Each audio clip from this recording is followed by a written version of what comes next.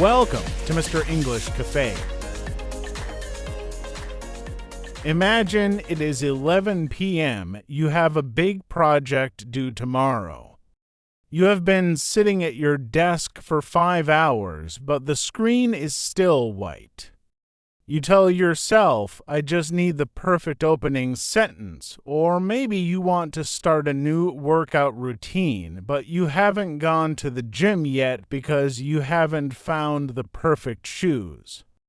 Does this sound familiar? You think you are being careful. You think you have high standards, but the truth is the clock is ticking and nothing is getting done. Let me ask you a question. Are you waiting for the right moment, or are you just afraid of making a mistake? Hello, everyone. Welcome back. I'm Joe, and I am so happy you are here with me today. Today, we are diving deep into a topic that affects almost everyone, perfectionism. But we aren't talking about it as a strength. We are looking at the dark side, how perfectionism is actually just procrastination in a fancy suit. If you find today's episode helpful, please hit the subscribe button and give us a like. It really helps us grow this community of learners. Now, let's get into the heart of the perfect trap. I want to be honest with you. For a long time, I told people, oh, I'm a perfectionist, like it was a badge of honor. I thought it meant I cared more than others. But when I looked at my life, I realized I was just stuck. Perfectionism is like a shield. We hold it up because we are scared. We think if I do it perfectly, no one can criticize me. If it's perfect, I am safe. Think about learning English. Many of you wait to speak until you can say the sentence perfectly. But because you are waiting, you never actually have a conversation. That isn't high standards, that is avoidance. I want to share two sources of wisdom that changed how I look at my work. First, let's talk about Winston Churchill. He was the Prime Minister of the UK during World War II. He had to make incredibly difficult decisions very quickly, he once said. Perfection is the enemy of progress. Churchill knew that in a crisis, waiting for a perfect plan meant losing the war. If you spend all your energy trying to reach 100%, you might never even get to 10%. Progress requires movement. You cannot steer a car that is parked.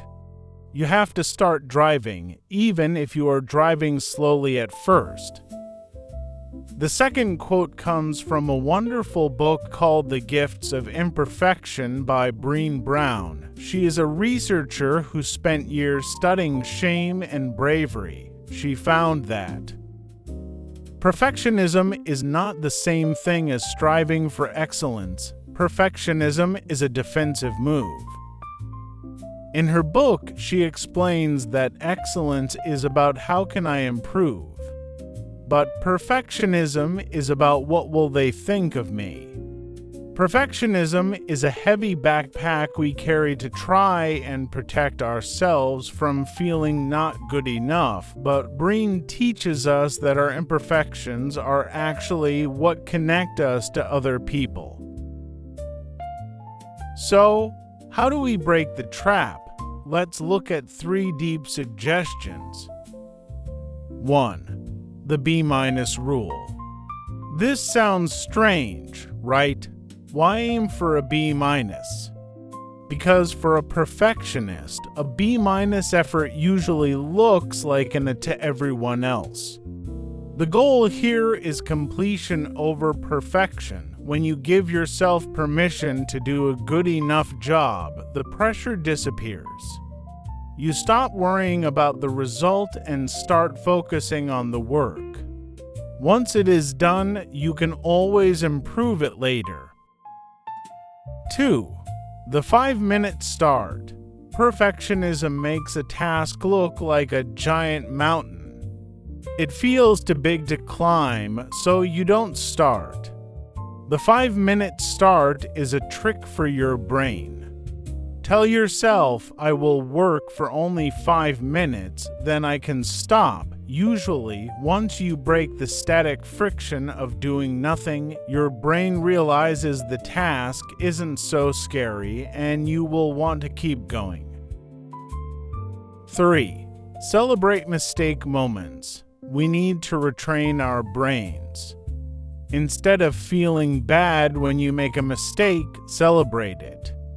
If you use the wrong tense in English, say to yourself, "Great, I'm practicing." Every mistake is a data point.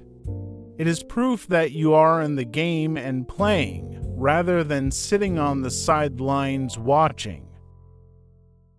As we wrap up, remember this: you are human. You are allowed to be a work in progress. The world doesn't need you to be perfect. The world needs you to show up. The perfect trap feels safe because you never fail, but it's a prison because you never grow. Let people see the messy, honest, and hard-working version of you. That is where the magic happens. Thank you so much for listening. I hope this reached your heart. Before you go, I want to ask you a deep question.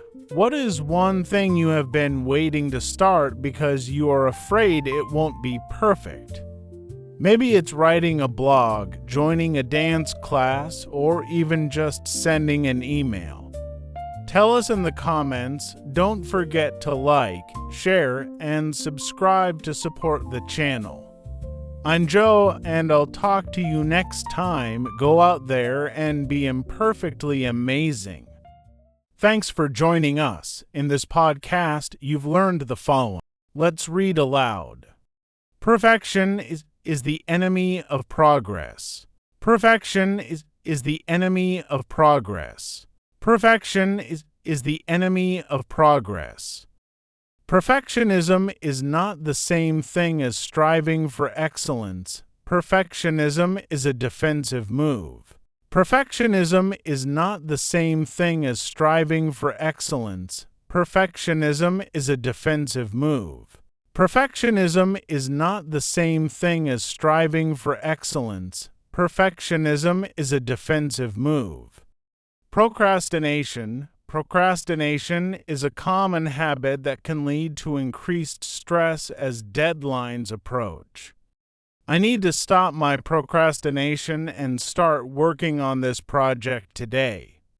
Writing a daily plan is one of the best ways to overcome procrastination. Avoidance. Her avoidance of the problem only made the situation worse in the long run. Social avoidance can sometimes be a symptom of severe anxiety.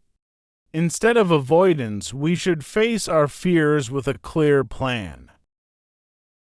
Wisdom. She showed great wisdom by seeking advice before making a major life change. The elders in the village are respected for their years of accumulated wisdom. Wisdom is not just about knowing facts, but knowing how to use them. Bravery. It took a lot of bravery for him to admit his mistake in front of the whole team. The firefighters showed incredible bravery while rescuing people from the burning building. Bravery is not the absence of fear, but the ability to act despite it. Incredibly difficult decisions. Leaders often have to make incredibly difficult decisions during a crisis. Choosing between two job offers in different countries was an incredibly difficult decision. The doctor faced incredibly difficult decisions regarding the patient's treatment plan. Steer a car. It is important to keep both hands on the wheel to steer a car safely. New drivers often find it challenging to steer a car through narrow streets. He learned how to steer a car in an empty parking lot before going on the road. Retrain. Many workers had to retrain for new roles after the factory closed down. The government provided a program to help veterans retrain for civilian jobs. It is never too late to retrain and start a completely different career. Feel free to read it aloud. If you have any questions or suggestions, please leave a comment below.